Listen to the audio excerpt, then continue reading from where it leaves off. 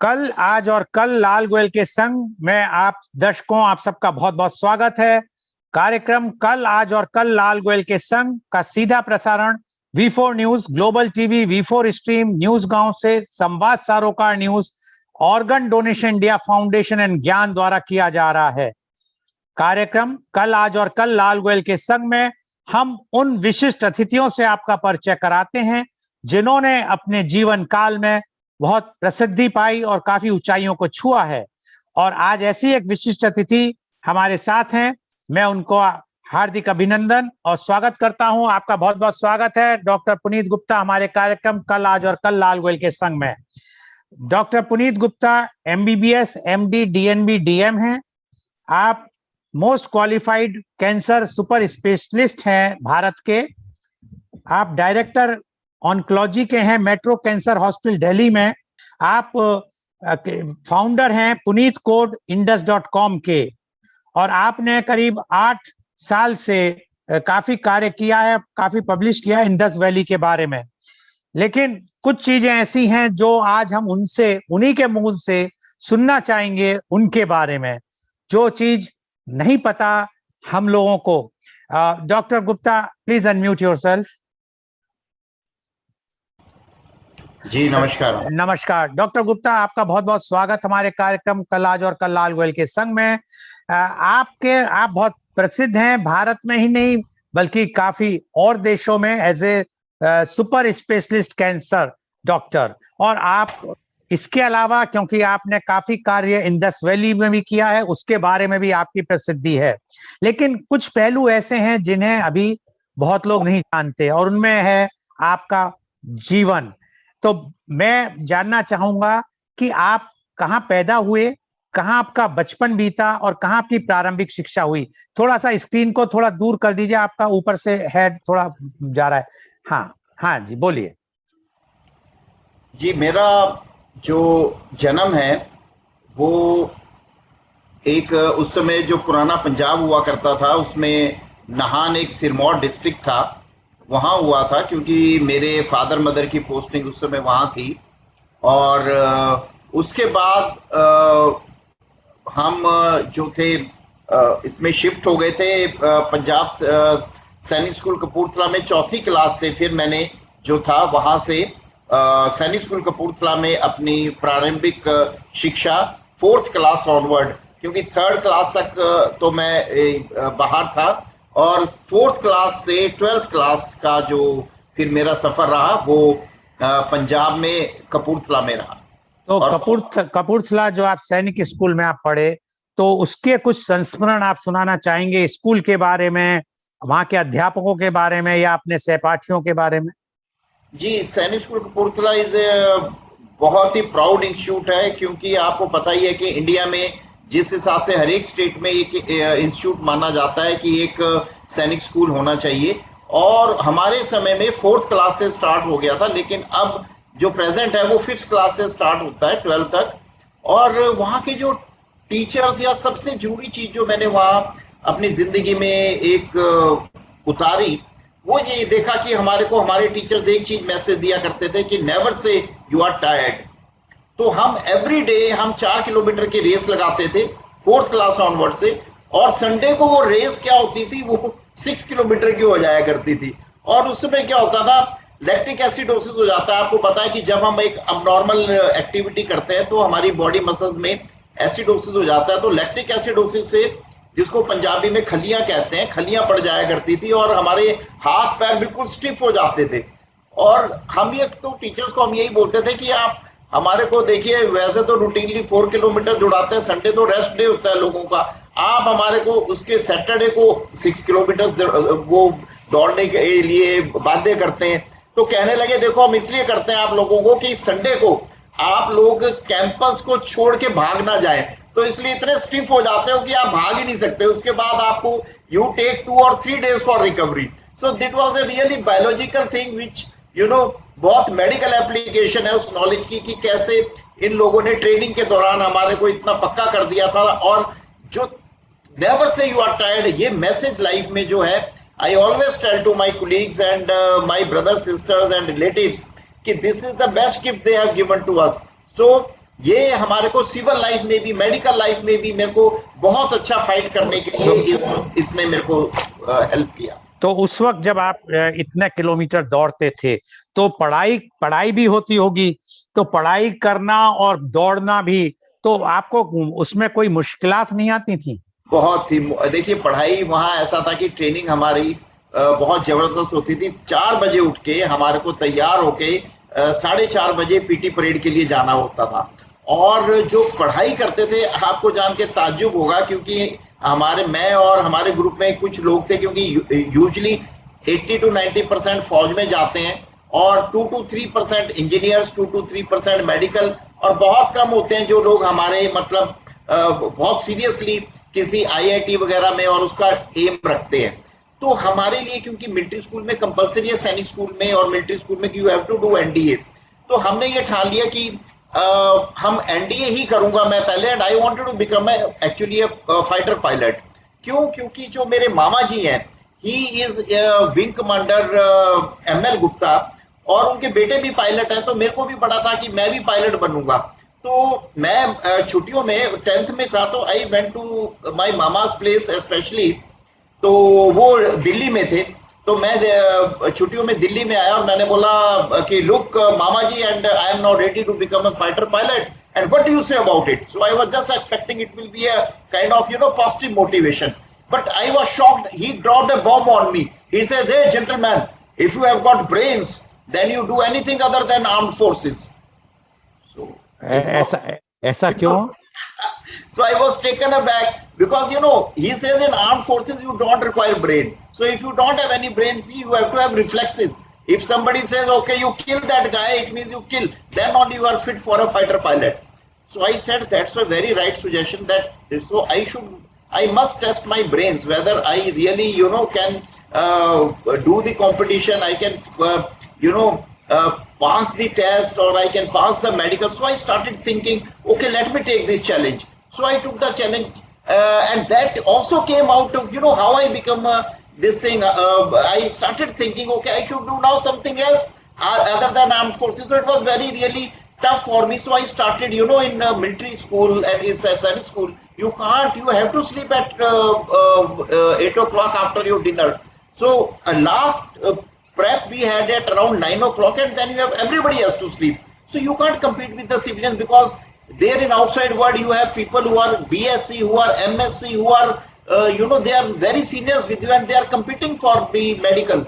So I thought, okay, what formula I will do? We used to go outside, and there was a guy I know, Sahib Jitendra Singh. He used to study for IIT. There was another guy who used to study for medical. So we made a group, and we used to study in the street light officially, or in the then later on they teachers, when they saw us, they say, okay, now you may, this group of people, students, they may study in the preparatory rooms.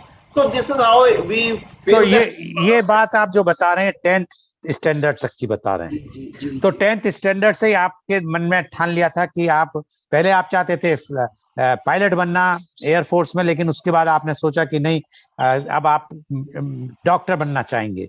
तो doctor बनने का, क्योंकि 10th से तो नहीं, वो तो आपको 12th तो करना ही पड़ा होगा।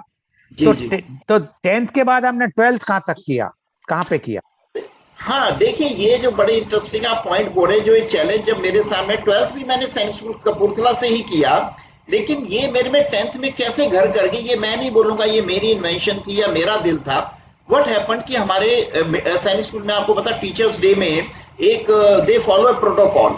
उस प्रोटोकॉल में क्या होता है कि जो उनका सबसे बेस्ट टीचर का स्टूडेंट है, वो टीचर क्या करता है, स्टूडेंट को सिलेक्ट करता है और उसको बोलता है कि now you have to, on teachers day you have to do my act, means जहां वो असेंबली रूम में ड्यूरिंग द प्रेयर वो खड़े होते हैं सामने, तो you have to stand in their place, you have to take all the, जितने भी लेक्चर्स हैं you have to take their lectures. तो मैंने बोला ओके, मैं अब 11th क्लास को क्या पढ़ाऊंगा, 12th को क्या पढ़ाऊंगा, तो टीचर ने मेरे को बोला, he says okay in the evening you have to give a lecture also. So मैंने अपना बायोलॉजी के, I still remember, 2-3 tough question से मैंने वो सिलेक्ट की, जैसे what is the largest flower in the on earth. तो एक बहुत रूवेल्फिया करके प्लांट होता है जिसका फ्लावर 1 मीटर जितना बड़ा होता है, तो that is the largest flower on earth. तो ऐसे करके मैंने बड़े interesting flora and fauna biology के क्वेश्चंस किए, और वो करके what is the toughest bone in the human body and what is the largest bone in the human body. फिर शाम को हमारा टीचर ने, I remember he was a great teacher, doctor Dhand. So doctor Dhand ने हमारे को फिर बोला, okay Puneet, in the evening you have to speak about cancer. तो उन्होंने उन टाइम पे ये तो कंप्यूटर एंड ये प्रोजेक्शंस नहीं हुआ करती थी, तो वो जो प्रोजेक्टर्स होते थे, light projectors, so he gave me that I have to make those, on sketches on the plastic transparent sheets. So I was drawing, then he says, okay, now you make a cancer of the tongue, you make a mouth, and then there is a ulcer there, and then you say that this cancer is there and nobody is able to, it is a very challenging scenario because cancer cannot be cured, and scientists are working day and night to know what caused the cancer, what is the cause of cancer, and how really we can then fight it out. So, when I was talking this in front of an audience, almost there are 600, 700 students and Sainik School cadets, we used to call it, and I am sitting at Jagjeevan Hall. So it was very imposing.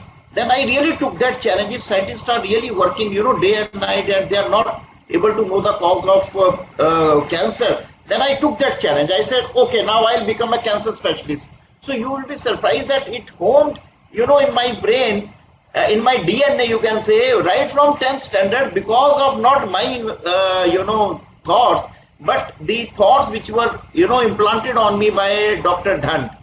तो इसका मतलब ये हुआ doctor कि आपने 10th में ही आपके मन में विचार हो गया था कि मैं डॉक्टर बनूंगा और डॉक्टर में भी कैंसर स्पेशलिस्ट बनूंगा, ये आपने 10th में ही सोचा। तो 12th में फिर आपने अपना एग्जाम दिया होगा इसमें मेडिकल कॉलेज में जाने का, तो उसके बारे में कुछ बताएं।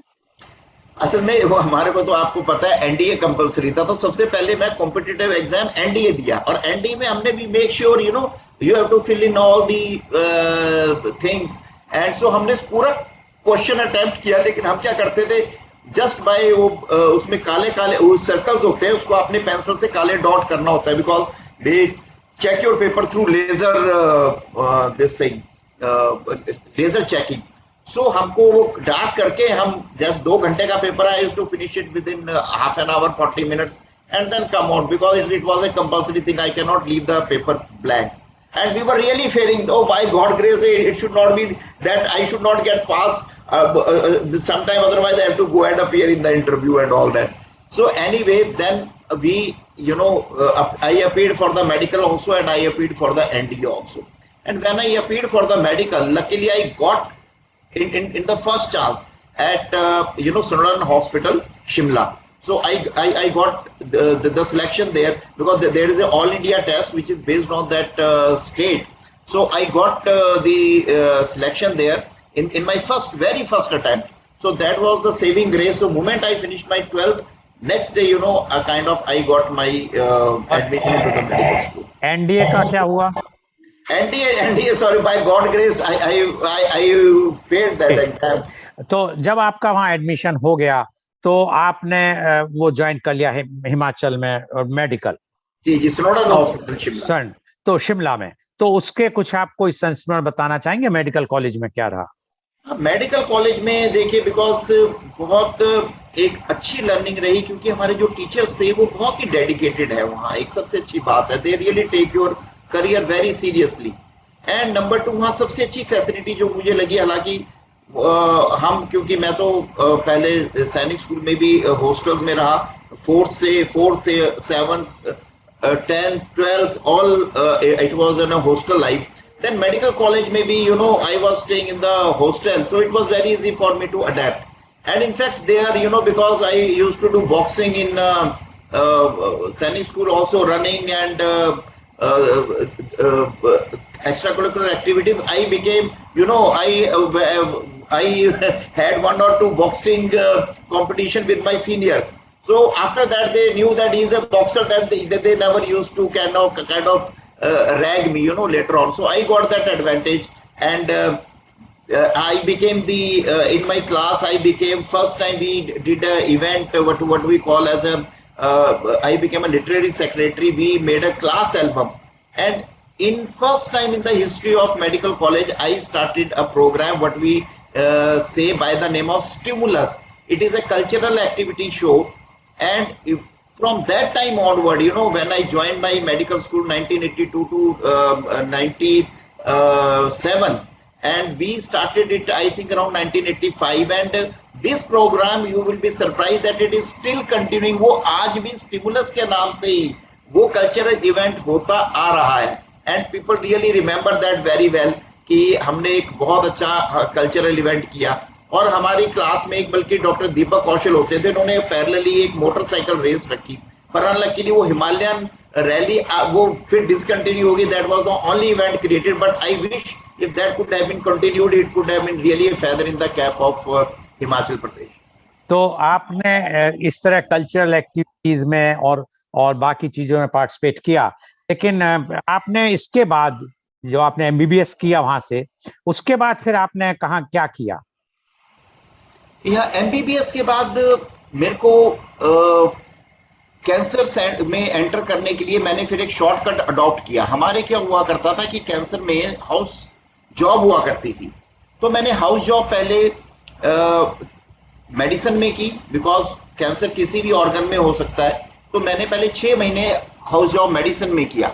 मेडिसिन में करने के बाद फिर मैंने कहा now let me put my hands on cancer. तो मैंने हाउस जॉब वहाँ कैंसर, बिकॉज हमारा लकीली हिमाचल में भी है what we call as a regional cancer centre, because हर एक स्टेट में एक रीजनल कैंसर सेंटर है जो गवर्नमेंट ऑफ इंडिया की पॉलिसी है। तो we had a regional cancer centre in Himachal and which is very next to the medical college. तो मैं वहाँ ज्वाइन किया, और हमारे जो डॉक्टर हरबंस लाल कपूर हैं, तो he is a great guy, मतलब उन्होंने मेरे को बहुत एनकरेज किया कि okay you kind of get any training, do publications. And वहाँ डॉक्टर राजीव सिंह में एक हमारे बड़े सीनियर जो हेड थे रेडिएशन थेरेपी के, उनके साथ मिलकर हमने जो क्या किया, मैंने पब्लिकेशंस भी किया। That you know, then I started I got a very good exposure. Then I made up my mind, I fixed my mind कि okay now I am going to become a cancer specialist. So I started looking forward. So अभी India में उसमें सिर्फ MD हुआ करती थी, तो luckily उसमें भी बड़ा इंटरेस्टिंग हुआ। अगर मैं आपको एपिसोड बताऊं कि आज हमारा हाउस जॉब खत्म हुई है, और मेरे को very next day you know in all India competition I was selected for the MD in radiation oncology, जिसमें हम जो होते हैं विकिरण चिकित्सा से कैंसर को ठीक करते हैं, उसमें मेरे को मिल गई। लेकिन चैलेंज क्या था कि I have to go to Orissa. उसमें आपको पता है उड़ीसा में भी एक रीजनल कैंसर सेंटर हुआ करता था, तो वो regional cancer centre SCB medical college जो वहाँ कटक है, उसके साथ में महानदी के किनारे, तो वहाँ एक बिल्डिंग थी, उसको सूर्यचंद्र भांज जो वहाँ के राजा हुआ करते थे, उन्होंने वो कैंसर सेंटर बनाया था, और उनके नाम के ऊपर वो आरसीसी आरटीएस के नाम से, एब्रीवेशन के नाम से उसे जाना जाता है। आपने एमडी कर लिया, उसके बाद आपने एमडी किया, एमडी के बाद आपने फिर डीएमबी किया, तो वो एमडी के बाद बड़ा इंटरेस्टिंग है उसमें जो आप पॉइंट कर रहे हैं। एमडी के टाइम पे मेरे को बड़ा वहाँ अच्छा लगा, वहाँ भी टीचर्स बहुत ही यू नो मतलब वहाँ मेरी लाइफ में बहुत चेंज हुआ, इन द सेंस कि जब मैं एमडी कर रहा था तो एक इंटरेस्टिंग चीज मैं आपसे शेयर करता हूं कि which is beyond the science, कि एक जब हमारे एक पेशेंट आए तो उनको कैंसर ब्रेस्ट था, मेल पेशेंट थे, कैंसर ब्रेस्ट था, तो वो पंडित जी थे। तो सारे लोगों ने क्या किया, उस समय आपको पता है दुर्गा पूजा होती है, तो वहां 8 दिन दुर्गा पूजा, 9 दिन 10 दिन कंटिन्यूसली चलती है। तो because I was from outside the state, तो सब कहने लगे Puneet you do my duty on first day, you do my duty on second puja, you do my on third puja.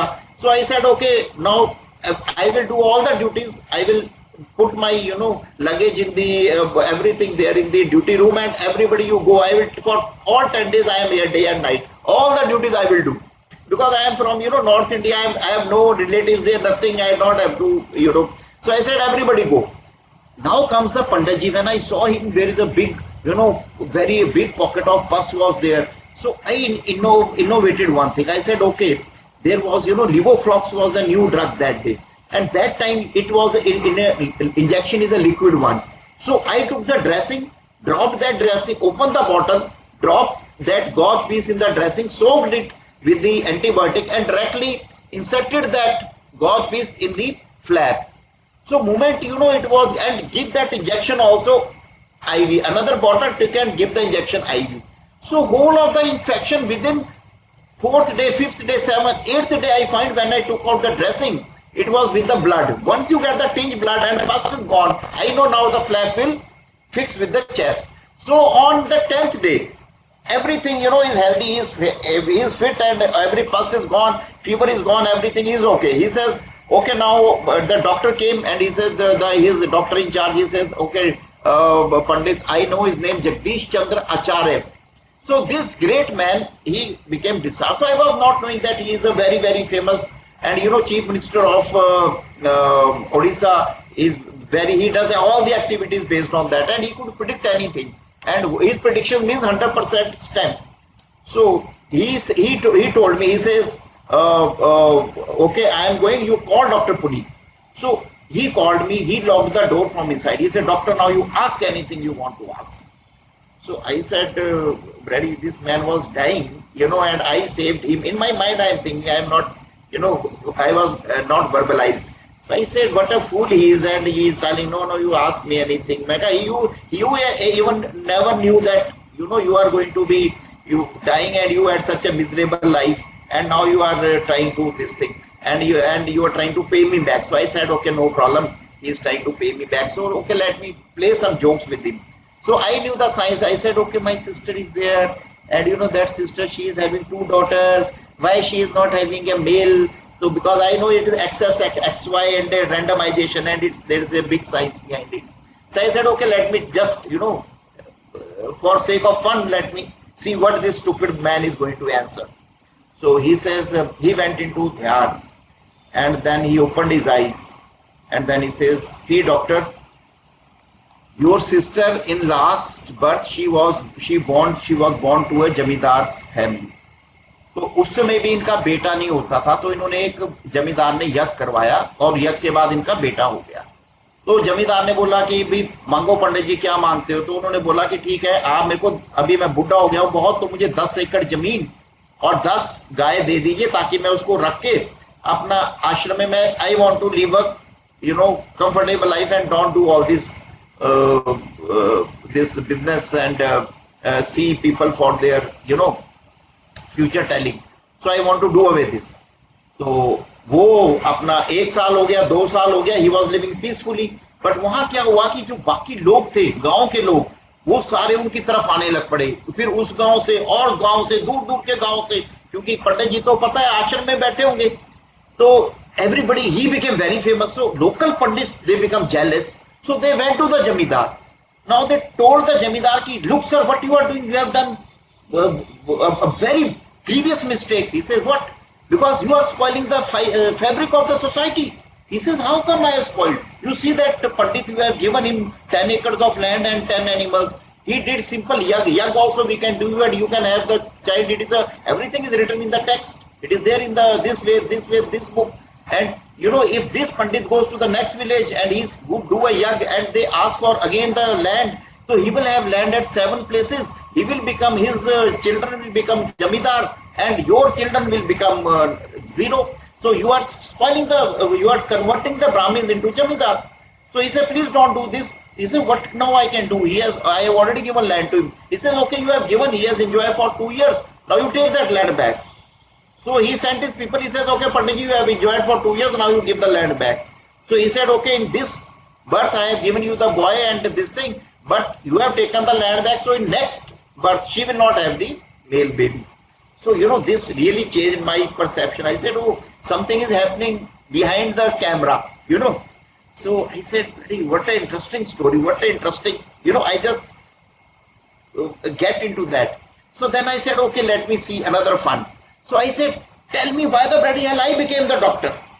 That's very interesting. Sir, why I became the doctor? Why I have not become a fighter pilot? I wanted to become a fighter pilot. Why I become a doctor? So he says, again he went into Dhyan, Samadhi, and then he says, he opened his eyes. He said, look doctor, last birth he told some place in France, and he says that you have taken a birth there and you were king of that place, but what happened when you died at that time, you know, you called your wazir and your subordinate and you asked them, okay, how were the things there and whether they have done good or bad or what was all kind of responses. And then his people started telling, see sir, you have seen the you have done the good inside an administrative point, but the people who were outside, you know, you were not in touch with them, so they were being exploited or something like that. So while dying, you had a thought, okay, next time I will have a profession where I am able to attend to the people. So sir, in this birth, you will get all those people will come to you, whether they are from Africa or they are from France. They like that. तो इसलिए आप जो है इस जन्म में आप doctor बने पंडित जी के हिसाब से। तो आपने काफी नाम कमाया एज ए डॉक्टर, लेकिन आपने दिखाया है कि आप जो है इंडस वैली का भी आपने काम किया। तो डॉक्टर कुछ बताना चाहेंगे क्या है इंडस वैली का, जो आपने थोड़ा इसमें आपको कहाँ से दिलचस्पी हुई, किसी ने प्रेरित किया या आपको कैसे? टाइम का अभाव है, बहुत कम अभाव टाइम है, तो बहुत शॉर्ट में 1 मिनट में बताएं इसे। क्या हुआ, तो हाँ, डीएम जब मैं अपनी डीएम कर रहा था तो उसमें मैंने क्या एक पेशेंट देखा। तो जब वो पेशेंट आया तो वो उसको जीभ का कैंसर था, तो वो थक थक थक थक करके बोल नहीं पा रहा थी। तो मैंने सोचा भाई ये बोल क्यों नहीं पा रहा है, इसकी जीभ उसको तालू को टच नहीं कर रही है। तो जब मैंने बोला टच नहीं कर रही है और ये बोल नहीं पा रहा है, इसका मतलब क्या है कि जो वर्ड्स हैं इंडस वैली के, वो आपके जो उन्होंने बनाए हैं वो एक ज्योमेट्रिकल पैटर्न पे बने हुए हैं। नहीं, पर आपको इंडस वैली के बारे में उससे पहले पता चल चुका था कुछ? जी, क्योंकि देखिए इंडस वैली की जो अभी 100 साल हो गए हैं इनफैक्ट, कि जब इंडस वैली का पता लग चुका था। इस बार हम अपनी 100वीं वर्षगांठ मना रहे हैं। और जब मैंने अपना 96 में डीएम कर रहा था, तो डीएम के टाइम पे तो जब ये पेशेंट आए, तो जब मैंने इसमें देखा, मैंने कहा कि ये तो बड़ा इंटरेस्टिंग है, ये इसलिए नहीं बोल पा रहा है उस वर्ड्स को प्रॉपरली, क्योंकि कुछ वर्ड्स वो बोल पा रहे हैं, कुछ नहीं बोल पा रहे। तो जो सिलेक्टिव वर्ड्स थे, इन्होंने मेरा ध्यान आकर्षित किया। मैंने कहा उसकी वजह से, क्योंकि जीभ में मुझे पता है there is a muscles, genioglossus, hyoglossus and all those muscles are there and they are pulling at a particular vector. जो उनकी जो फोर्स होती है वो साइडवेज या आगे पीछे एक पर्टिकुलर मूवमेंट करती है। अगर वो मसल जैसे खराब हो जाती है, मान लीजिए हम कहते हैं मीडियल टेलिगोइड खराब होगी, तो आपका जॉ नहीं खुलेगा। अगर जीनोग्लॉसिस खराब हो गई है तो अलग फंक्शन चले जाएगा, हायोग्लॉसिस गई है तो अलग फंक्शन चला जाएगा। इस ढंग से मैंने कहा ये वेक्टर जो इंडस है ये एक स्ट्रक्चर्ड लैंग्वेज है। उस स्ट्रक्चर के बेस पे मैंने डिसाइफर करना शुरू किया, तो मैं हैरान हो गया। जिस वर्ड को मैं सोचता था ये वर्ड है, तो धीरे धीरे सारे वर्ड्स आते गए। तो इसीलिए आप इंडस वैली में आपने लिया। बहुत बहुत धन्यवाद डॉक्टर गुप्ता, आपने अपने बारे में इतनी अच्छी बातें बताई। बहुत ही सुनना हम बहुत कुछ चाहते हैं, लेकिन समय कम है। लेकिन चलते चलते क्या संदेश देना चाहेंगे युवा पीढ़ी को आप? मैं युवा पीढ़ी को यही बोलना चाहूंगा कि आप अपने पैशंस को आइडेंटिफाई करें और अपने पैशंस को जीने के लिए, कई बार क्या होता है, जरूरी नहीं है कि आपके में जो जहन में जो थॉट आ रही है आप उसको फॉलो करें। Sometime look around, try to see कि who is there who can guide you. कौन आपकी एबिलिटी को आइडेंटिफाई कर पाता है, कौन आपको नर्चर कर पाता है, और जो लोग आपको अच्छाई की तरफ नर्चर करते हैं आप उनको पकड़ के रखिए, जो बहुत जरूरी है। और बुराई के दामन को छोड़ते रहिए, क्योंकि आपको ऐसे लोग मिलेंगे जो ड्रग एडिक्ट हैं, अल्कोहल एडिक्ट हैं, सिगरेट पीते हैं, शराब पीते हैं और आपको गलत रास्ते पे ले जाएंगे। But you have to choose wisely. जो आपके अच्छे दोस्त हैं उनको लूज मत कीजिए एंड अपने पैशन को रिवाइव कीजिए। जी, बहुत बहुत धन्यवाद डॉक्टर पुनीत गुप्ता। तो आज का कार्यक्रम कल आज और कल लाल गोयल के संग का सीधा प्रसारण V4 news, global TV, V4 stream, news गांव से, संवाद सरोकार न्यूज के अलावा इसको और फेसबुक और यूट्यूब पे भी सीधा दिखाया गया। And our endeavor is to bring to you every day new topic in our morning edition that of media